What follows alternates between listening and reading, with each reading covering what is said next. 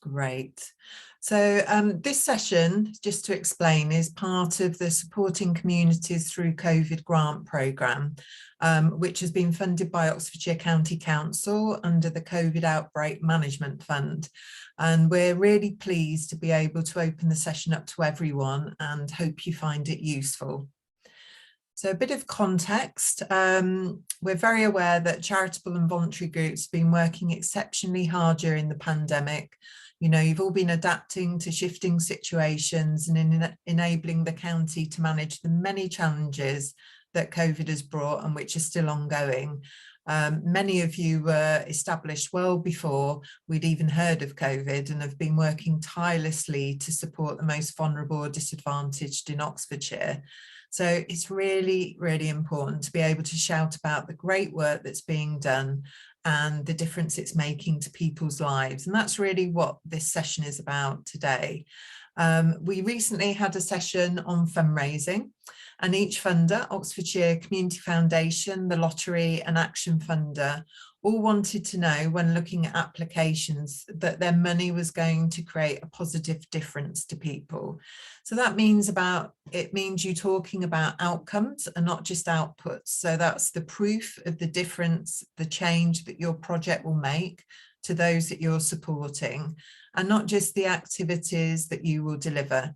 So don't worry if you find the whole sort of terminology around outputs, outcomes, impact confusing, as we'll look at this today. And telling the positive story of your project can also be used in many different ways to attract public support, recruit volunteers, and really view yourselves to learn more about what you're doing and if it's being effective. You know, if you're not questioning the impact of your work, you're not really knowing if it's having the desired impact or desired effect. So it's all about engaging those you're supporting and gaining their feedback about how you're doing your work so that you can make adaptations and really ensure that it maximizes the benefits for those you're serving. So today we're going to have a whistle-stop introduction to capturing change and look at an exciting way to collect stories from people about their experience of a project in their own words. I wanted to keep it quite simple and talk about the basics and hopefully inspire you to have a go if you're not already. But we'd also be interested to hear about any challenges that you have with either thinking about or demonstrating the positive change in your projects. And welcome questions and comments in the chat function, or please raise your hand after each presentation. There will be opportunities to receive further support in this area, which I'll talk about at the end. So I'm delighted today that we're joined by John Hayes from Oxfordshire Community and Voluntary Action, and Sarah Cassidy, who is the Inclusion Manager from the old fire station. And John is responsible for supporting the development of charitable and voluntary groups and organisations. And part of this support has enabled them to collect evidence about the difference they're making. So John will give us an introduction to thinking about capturing change and demystify some of the terminology used in monitoring and evaluating projects. And then Sarah will share the storytelling methodology developed by the old fire station, which was done to evaluate their work, which I think it's fair to say has since developed a life of its own.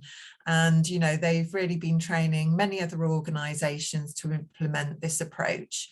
It's a really participatory way to involve people in defining what impact looks like for them. So I'm excited to hear all about it. So without further ado, over to you, John.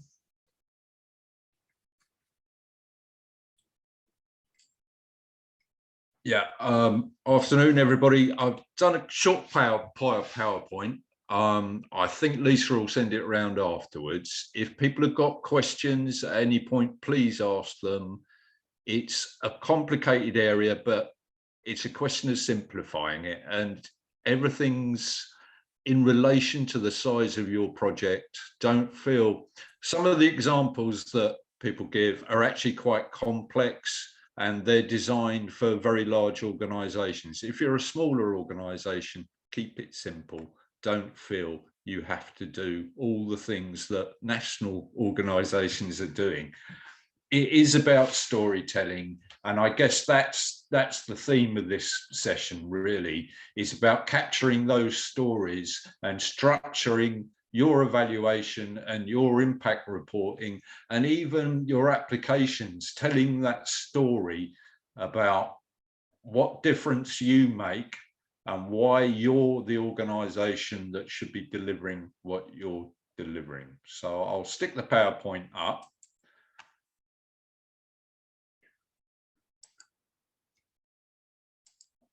So in theory, you should have a PowerPoint up, everyone. And if somebody could just wave just to make sure that's true. Excellent, good. So impact measurement, it seems like an added burden. Time spent away from delivery, it needn't be, it shouldn't be. It tells your story. It's what encourages people to buy in, not just funders, but donors, fundraisers, volunteers, supporters, and beneficiaries, and it shapes and develops your project. And I think that's one of the things that people maybe don't get sometimes. It does seem like you're always just reporting to a funder, and that's the main reason for you doing it. But actually, it's almost a marketing exercise. It's stuff that should be up on your websites. It's stuff that you should be sharing with local councillors. It's what makes people realise what you're doing. It's different.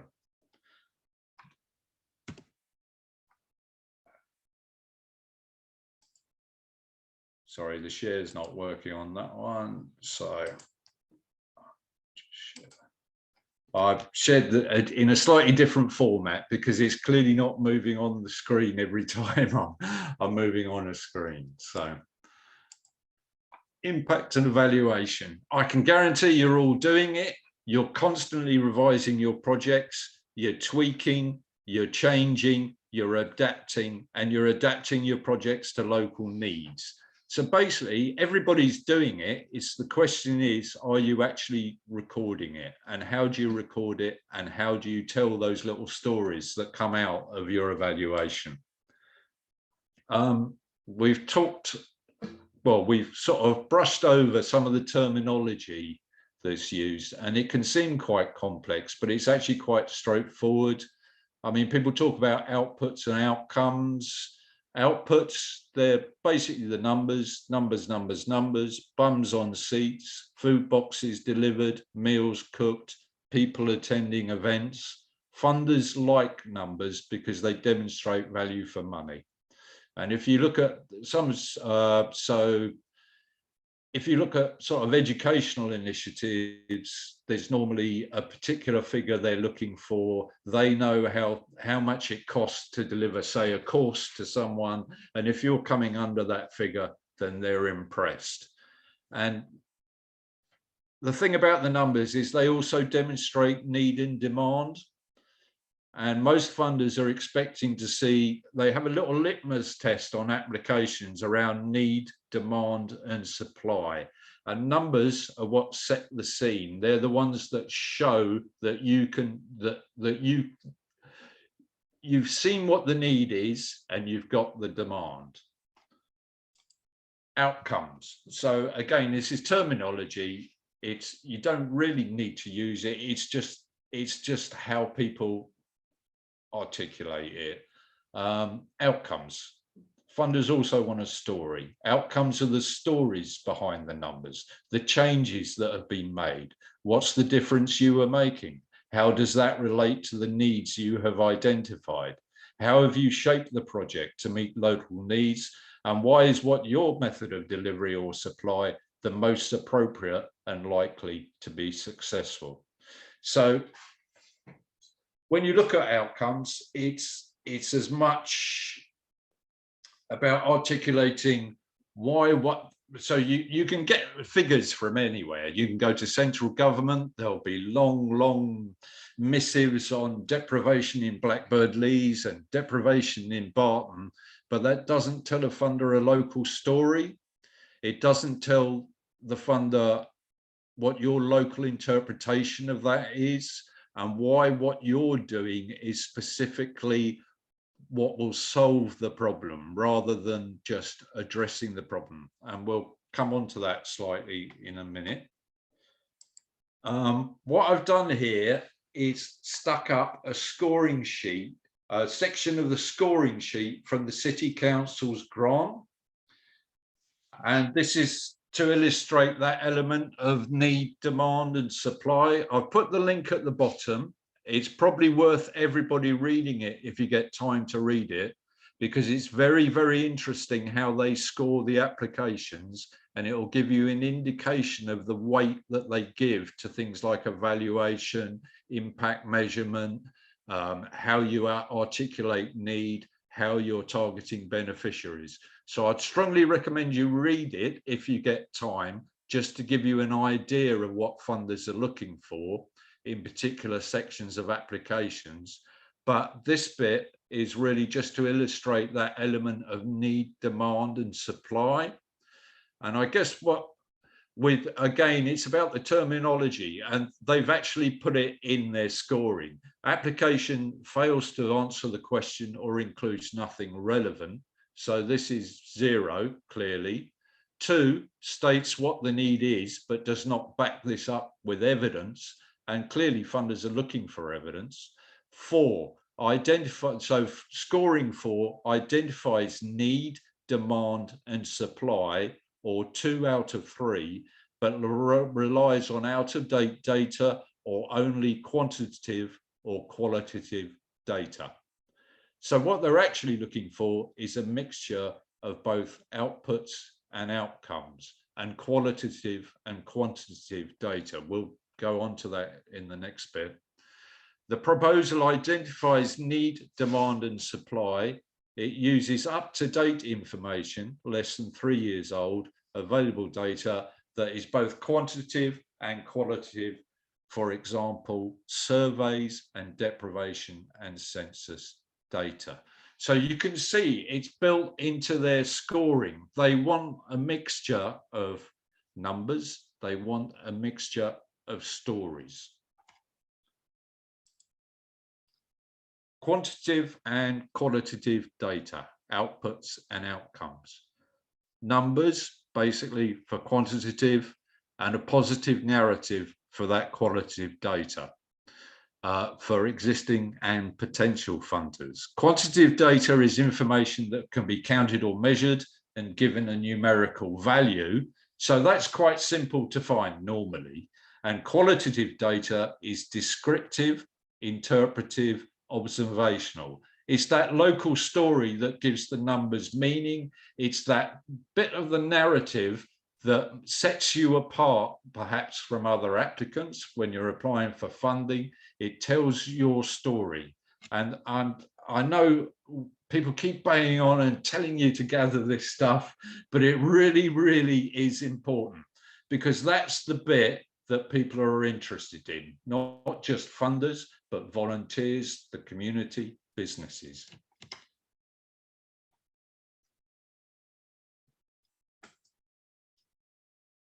Sorry, this share's gone up the creek slightly. I'll just reshare there. Any problems I can share for you? No, it's all right.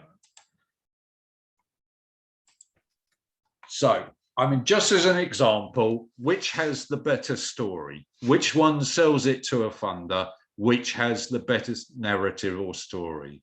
We will run a tea dance and regular luncheons for X number of socially isolated older people, or X number of socially excluded older people have identified regular luncheons and a tea dance as their preferred activities.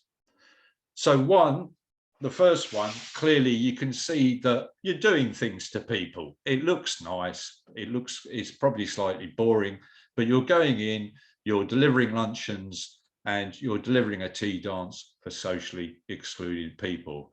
But the funder actually wants to know if those people want those things.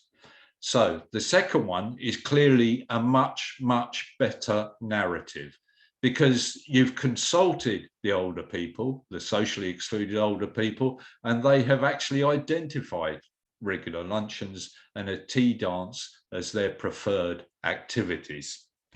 And I guess that's another point to stress, is that it doesn't have to be earth-shatteringly novel what you're doing. It doesn't have to be innovative. I mean, everyone bangs on about innovation and new ways, but actually what the funder wants and what people want to see is reassurance that you've consulted people and that's what people actually want to do, rather than just nicely turning up and saying, we're going to do these lovely things for underprivileged people. You know, it's about capturing what people want and including them in the design of the services that you deliver. So which one demonstrates need, demand and supply?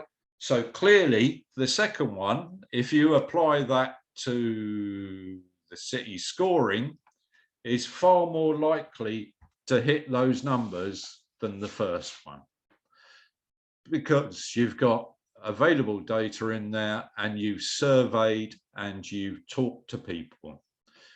The need isn't just something you identified from a report on deprivation that says older people are socially excluded. It's actually what people want to do. It might be slightly boring, it might not be very innovative, but it's what they actually want to do.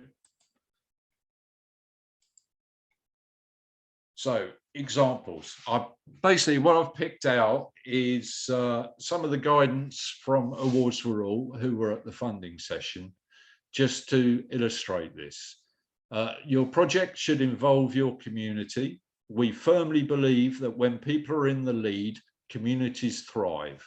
We want your project's application to demonstrate this clearly. People understand what's needed in their communities better than anyone, especially during these unprecedented times. We want to support projects that involve people and communities from the start, build on people's strengths, are connected in their community. Outcomes and qualitative data in action.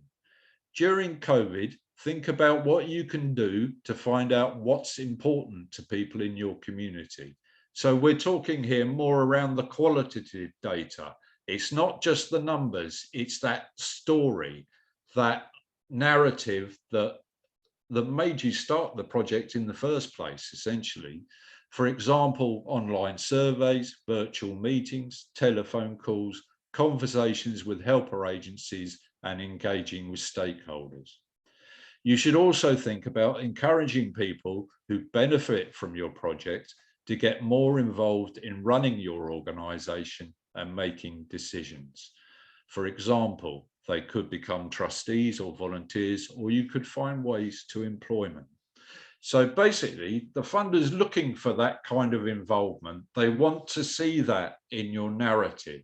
I mean, you could go, the last section, that's very aspirational, but if you can involve people in the volunteering and the delivery, that all helps the funder to understand that people are moving on, they're making progress.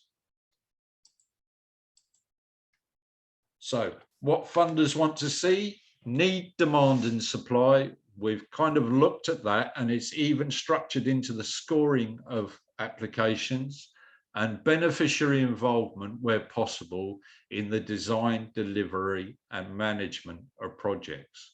So collecting the numbers, collecting the stories helps you demonstrate need. It helps you demonstrate outcomes. It's not just for the grant funders. Impact is actually your marketing. It's a marketing tool. It's your story for donors, supporters, local businesses, councillors, the community, because you're answerable to the community. In this section, I've put some resources in. The first three, clearly, they're all tools that are used normally by medium and larger sized charities. But what I've also done is put a couple of links to annual reports, because they're quite interesting. They demonstrate how other people collect data And they also show some of the stories that people use to illustrate outcomes for people. So we'll just duck out of this presentation, and if I can get up one of those. So I've chosen this one. This is Flo's The Place in the Park, and this is their annual report. So clearly you don't have to go into so much depth as they've done, but it's just an interesting example of the difference between outputs and maybe outcomes, and how you might want to structure that, because the outputs can be quite obvious, but the outcomes, sometimes they're not so obvious, and they all help illustrate your story. They help show that you're giving added value to the funder for your outputs. It looks great on paper. We've done 50 of this, wonderful. But what was the actual point of that, and what has that done? So if you read through this, you can see that the OX4 food crew have delivered enormous numbers of meals, enormous numbers of food parcels, cooked meals. Those are numbers, those are outputs. But when you think about the outcomes, on the top right, they've surveyed the recipients, and you'll see that the outcomes are actually much wider than those outputs. Those outcomes cover a far wider range of things than just receiving a food parcel or a hot meal. So 80% of recipients to their surveys have said that they have reduced stress and anxiety in the household. They have reduced exposure to COVID-19, as well as that output of nutritious meals arriving on their doorstep. And then they've gone on to illustrate that with a very short quote, but it actually sums up the whole thing, I think. I have no family, I am alone, and have been on lockdown for almost 14 months. And talking to the good people that bring the food helps me mentally cope with lockdown. And for all this, I am grateful. Thanks to all, I owe them everything. So for me, that's a perfect illustration of outputs, numbers of food parcels delivered, meals cooked, numbers, numbers, numbers, but outcomes which can be much, much broader than the initial project. So you might only be being paid for delivering the meals, but you can actually show a huge amount of added value, because we've got reduced financial pressure, which is an outcome, which could be measured as, you could even think of that as an output. Reduced stress and anxiety in households, and reduced exposure to COVID, and clearly the meals, which was the original intention. So I'd recommend you have a look at those two links and just read through what the groups have done. I'll show you another one, actually, if we've got time. So this one's taken from Agnes Smith, their annual report. So clearly you don't have to write reports at such length and depth as these two groups have done. But I think you'll get the idea that this is actually quite a marketing tool as well. When you structure your reporting to funders and other people, it's also an opportunity to get that in place and market it to other people. Now, Ruby's story is it's an emotional trigger for donors and other people. They can see the impact that's there, and it's also a marketing tool. I mean, Ruby, long-term physical health problems. The Department of Work and Pensions refused to pay her sickness benefit. She went to Agnes Smith Advice Centre. They talked her through it. They got the sickness benefit back and made a successful claim for disability benefit. So there's an output there, which is around delivering advice. There's an output there about successful benefit claiming. But if you read on, there's also a lot of other outcomes in there that aren't necessarily obvious just from the numbers. So at the end there, she's saying she's still got ongoing health problems, and they're not likely to get any better. but clearly she's had an increase in confidence. She's getting out more and she's taken up a part-time job. So those are all outcomes that have come from those little outputs that Agnes Smith have put in around benefits advice. So it's worth thinking that through.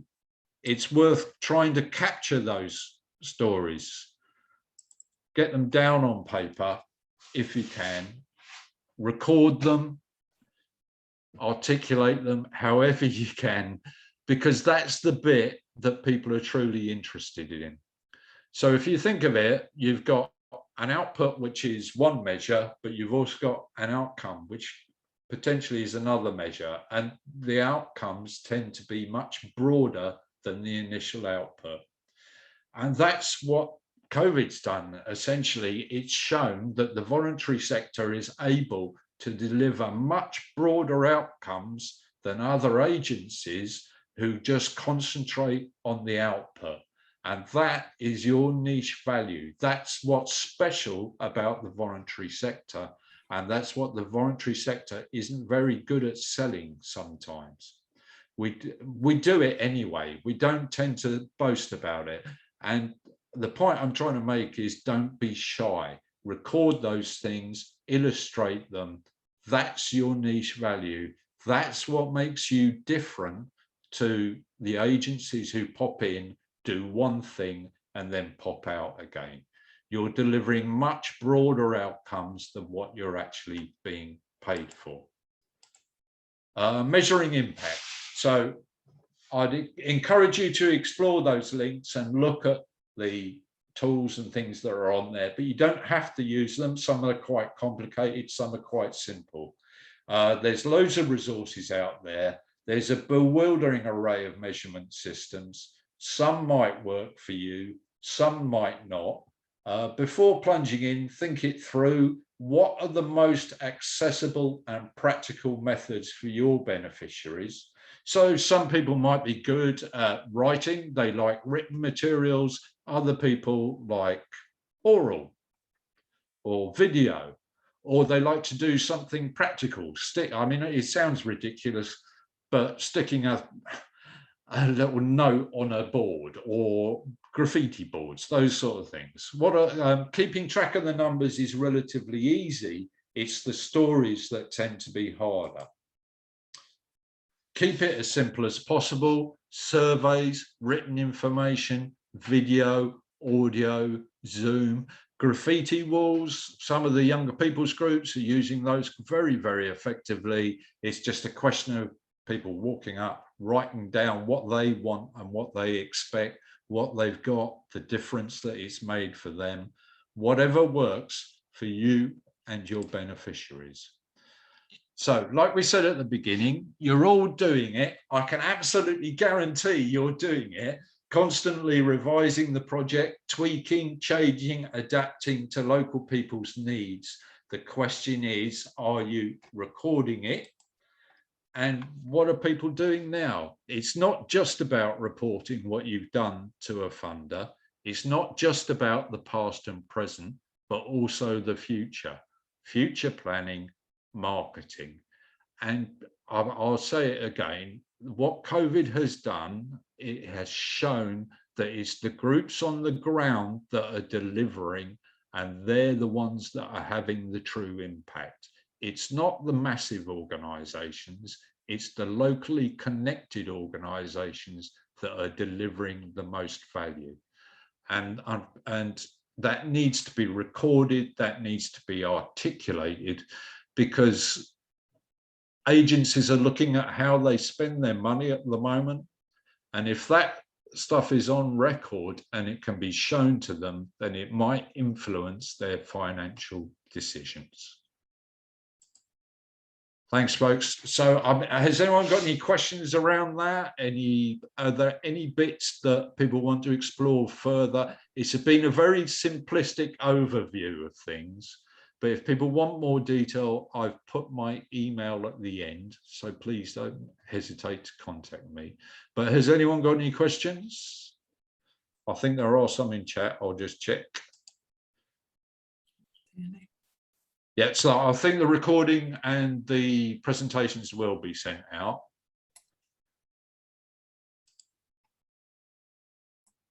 Yeah, I'll definitely send out a package of all the resources and links. And as John said, you know, we're here to help. So, you know, if you're thinking, we know we're making a difference, we don't know where to start. There's so many different ways to do this, but how do we set it up? So it's really part of what we're doing in our project, because the best way to do monitoring and evaluation is really build it into what you do, you know, where you're ordinarily connecting with the people that you support. And just, you know, even if possible, you do something at the beginning of a project, which is something called a baseline, which is simply just getting a snapshot of where people are when they start coming to you or gaining your support, and then doing it periodically, just as a check-in to see how things are going. So, you know, we can help with all of that. And, you know, if there's a couple of you that would really benefit from a bit more one-to-one support, we could maybe do a small group session or something and really take you through step by step. I can see there's something there from Nicola. How can you ensure impartiality in terms of evaluation findings if evaluations are being carried out by the same organisation that are delivering the outputs? I.e., those supported in communities might feel unable to report on anything negative for fearing of losing funding. That's a really good question, Nicola.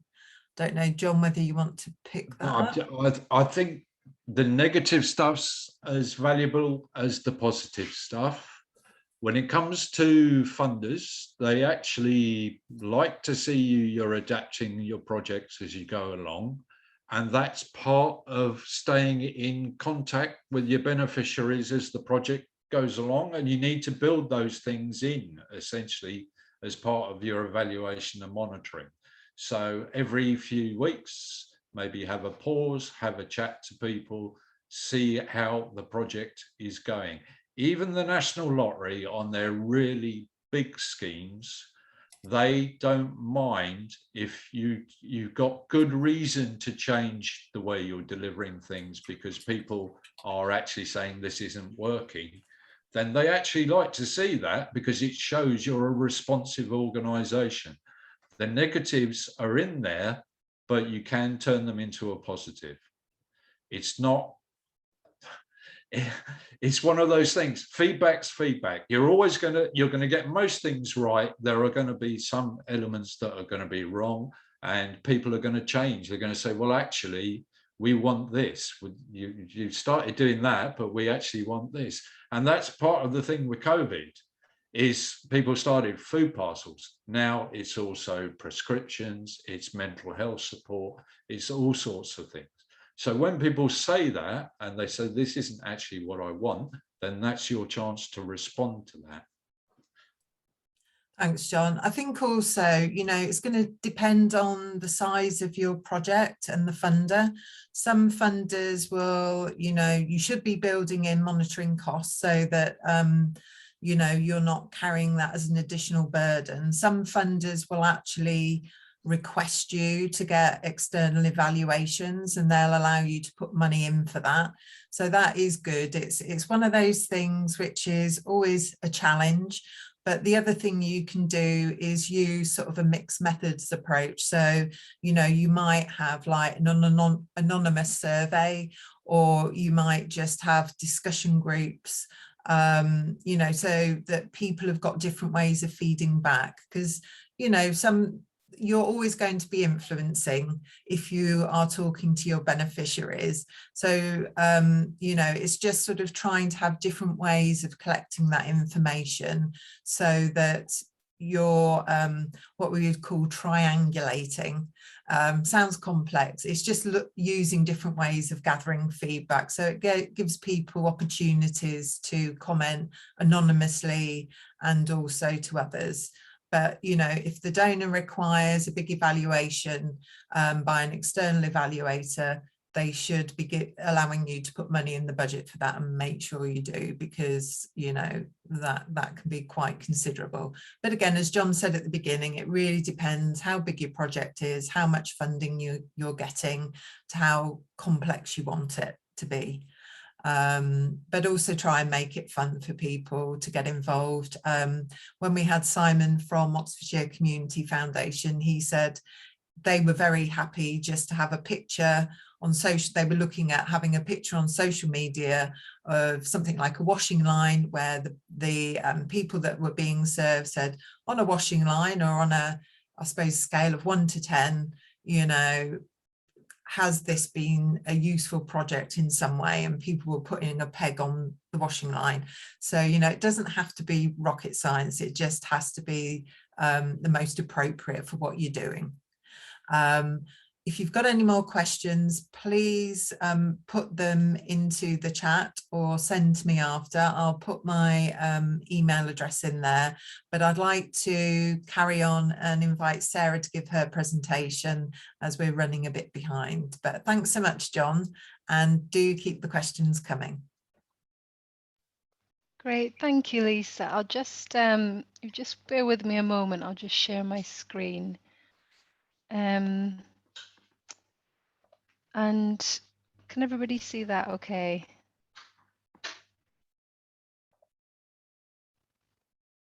Oh, can everyone see that? Sorry, I'm having a similar problem, I think, to John, maybe, with the sharing screen. So I might have to share it in this format, but hopefully you can still see it and we can share it again at the end. Yeah, I did find the presentations didn't move on if you did the full screen. Yeah, I'm not sure what that is, but we'll just stay with this for now. So for those of you, a lot of you are kind of new faces to me. For those of you I haven't met before, I'm Sarah. As Lisa mentioned, I'm the inclusion manager at the old fire station, and I lead the work that we've been doing, particularly over the past few years, around storytelling evaluation. And I mean, storytelling is something that came to us, you know, a lot of what John was describing at the start resonated a lot with, I think, how we felt about evaluation. So, you know, as an organization, we always recognize that, you know, we want to learn about the impact of our work, and we need to capture impact in order to be able to demonstrate what we're doing to the funders who make our work possible. But we'd really kind of struggled a bit with some of the more kind of conventional approaches to evaluating. We find sometimes that a lot of our work was about, you know, building relationships with people, and sometimes, you know, putting a feedback form in front of someone at the end of the project sometimes felt quite kind of disruptive or inhibiting of that relationship. We found sometimes that just counting numbers were a bit reductive and didn't really show the kind of depth of the work that we were doing with people. And we found that evaluation became this thing that was like at the end of the project, there was often a bit of an add-on. So we were on the hunt for kind of another way to learn and evaluate that felt a bit more aligned with who we were as an organization and the way that we worked. And we worked with two external evaluators, Liz Firth and Anne Perry, who worked with us to develop storytelling as we've come to use it at the old fire station. So it's definitely not, storytelling as an approach is something people use in lots of different ways. And we're very far from being experts in it or the first people to use it, but it's something that's really come to kind of chime with us as an organization. And as Lisa said, has become really kind of central to who we are and quite embedded in our work as an organization. And in the past kind of couple of years, we've trained kind of over 25 organizations in the city in using it, and we're kind of constantly evolving it and using it in new creative ways ourselves as well. So what is storytelling? So storytelling as we use it is based on the most significant change methodology, which in essence is about kind of collecting stories from people involved in different ways in a project or an organization, and then bringing people together once you've collected those stories to discuss the stories and identify what we can learn from them. So it's kind of different to some, one of the ways it's different from other qualitative approaches is that it doesn't kind of determine qualitative outcomes in advance, but instead it asks people to say, what does change look and feel like for them? So as an approach, it's particularly good for measuring change that, is maybe the stuff that is unexpected, that is kind of emergent through the project, that's quite personal to people.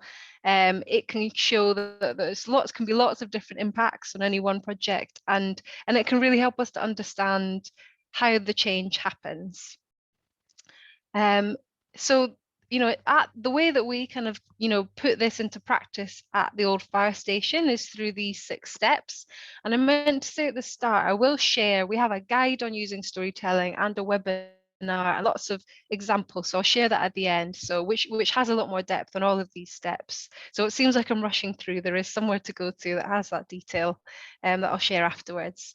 But in essence, so what we do at the start is we kind of recruit a team of story collectors, and we train them in kind of active listening and holding a conversation with people and collecting their stories.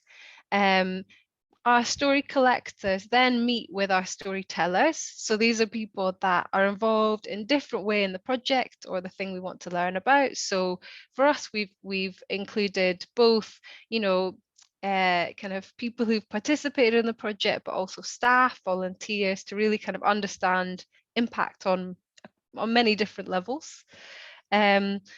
We pair people up and they have a conversation. That conversation, it's recorded. We then get it transcribed, and then we edit it down into a 1 to 2 page story that really tries to capture the key things people said about impact and change for them, but does it in their own voice and words, because we really want people to, through reading these stories or listening to these stories, to really be able to connect with the person and understand what change meant for them in their lives at this point in which the story was captured.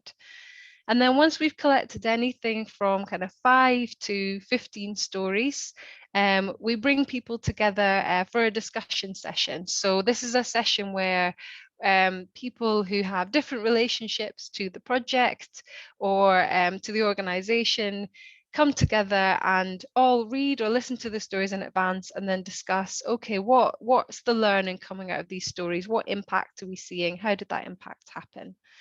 And then that discussion becomes the basis for a report. So that would become the basis for a report that we share with funders.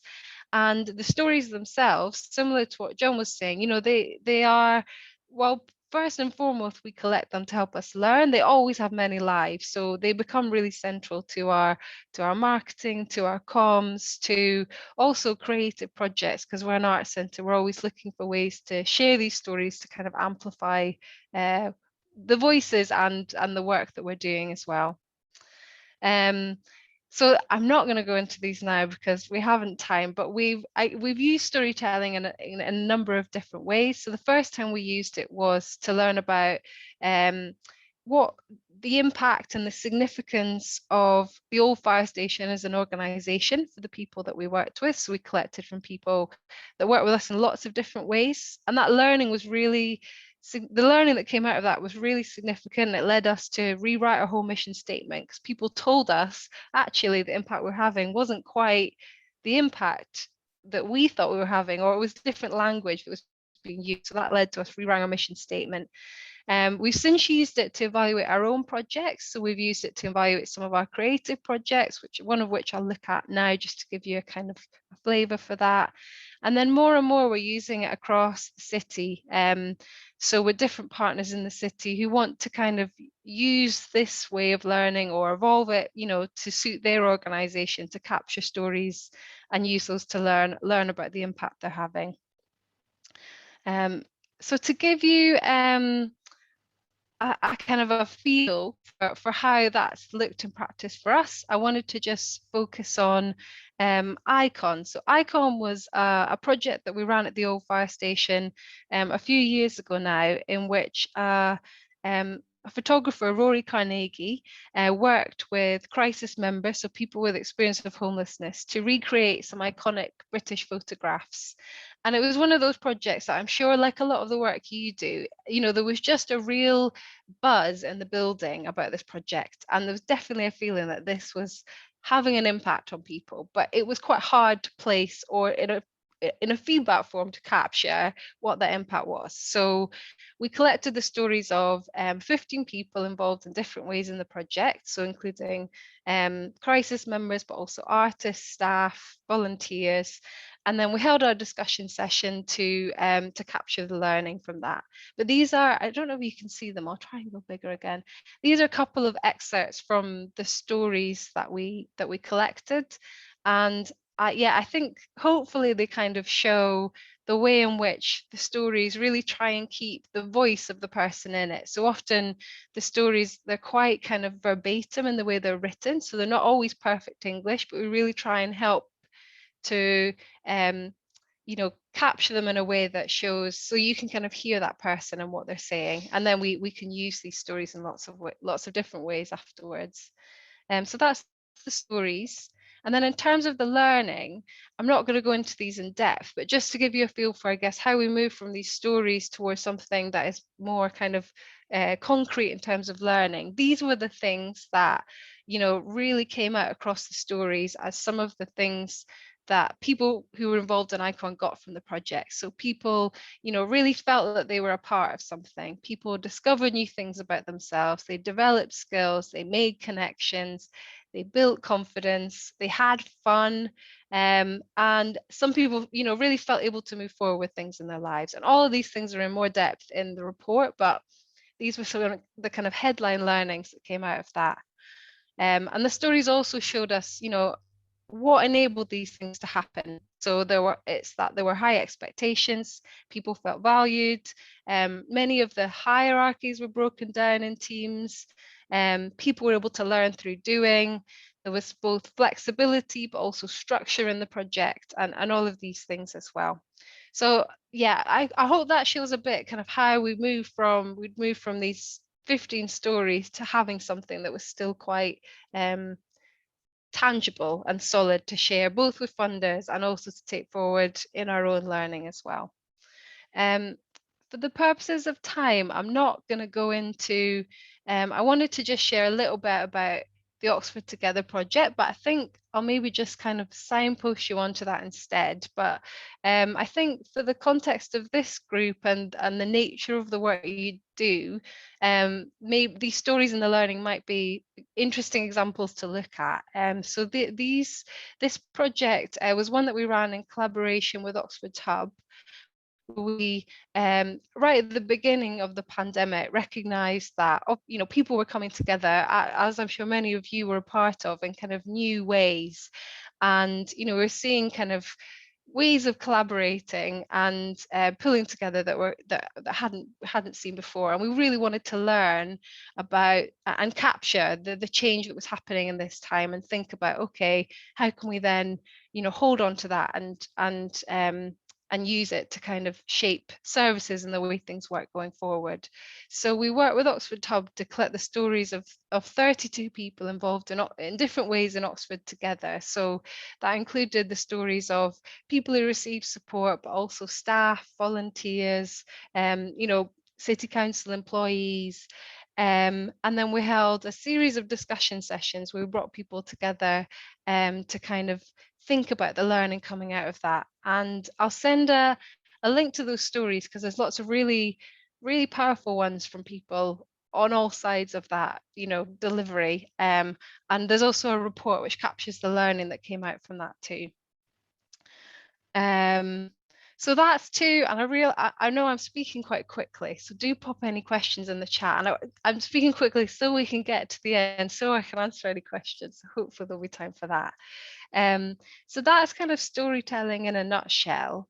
I don't think I have time to go into depth on the kind of collecting part of it, but just to say, I think there's a couple of just things that's helpful to kind of clarify, to give a sense of how we go about doing the storytelling project. So the story collecting, what gives us really rich stories is that we ask open questions. So we have story collectors who essentially their role is just to kind of actively listen to someone and guide them through these open questions. And, you know, every story collecting conversation is slightly different. So these are like the skeleton that the story collector has in their mind. These are the things they want to make sure they cover, but every conversation goes off in tangents. You know, these might be asked in a slightly different way. And it's often, you know, it's that kind of messiness in some ways of a conversation that really helps people to think with the story collector often about impact and change and what it's meant to them, and really gives us some really rich transcripts to then edit down into the stories. And then in terms of storytellers, I guess for us, you know, the key things are who our storytellers are guided by what do we want to learn, whose voices really need to be heard, and you know, what we want to, who's up for this, who wants to share their story and take part. And you know, it's really important that, you know, for us that means making sure that it's not just the people that receive support, but people on all sides of the project. And then the final thing I just wanted to mention was about the discussion session. So just that I think the power of discussion session, as well as collecting the stories, is that it means every process is collaborative. So you have, it's collaborative, you know, with the storyteller and the story collector. It's then, we then have people who assist with the transcribing and the editing of the stories. And then these discussion sessions, it's not one person sitting down and saying, what's the meaning that we see in these stories, but it's a chance to bring together people involved in all different ways to really sit with the stories and think about the impact and have a say in what the impact we understand from these stories is. So it feels like, you know, particularly as organizations, or for us anyway, that try to be collaborative in the way, in all the ways we work, bringing collaboration into the learning and the evaluating feels like a really strong aspect of the storytelling evaluation too. And then yeah, one of the final things to say was just that we then, once we've got this learning, we write the report, but we also found it really valuable to kind of share those stories in other creative ways. So we've recorded them, and we've made short films. We've kind of we've commissioned artists to create kind of visual art pieces, and we did a lot of this around Oxford together. So it's often something, if you're interested in kind of, you know, amplifying the voices of the people you work with, and there's opportunity to do creative things, these stories, as well as helping you learn, can be great resources for that side of things too. So that's the kind of whistle stop of storytelling. For us as an organization, as I've said, it's become really quite embedded in who we are and what we do. And you know, some of the really kind of key things that make it valuable and work for us are, first of all, that, you know, essentially it's about listening. So it's about starting with listening and using learning as an evaluation as a way to do that.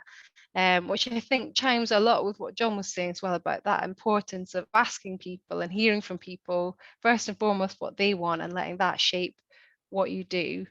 It's collaborative, it's creative, and I think as a process, people generally really like the experience of telling their story, and the story collector really enjoy sitting and listening to somebody about their experience too. So it can really help build relationships and be kind of a meaningful, positive thing, rather than this thing that's an add-on at the end of your project. So that's storytelling. Just, you know, I guess the final thing to say is that, you know, the storytelling as a process is something we're still learning about how to evolve and use. We have a guide that I mentioned that we can share, which has more detail on every part of the process and how we do it, which, you know, if you're interested in doing something similar, is a good starting point. We're also always up for chatting to people who are interested in using the approach, and we do actually have some partners who you know, can help to subsidize some of the costs around storytelling if that's a barrier for people.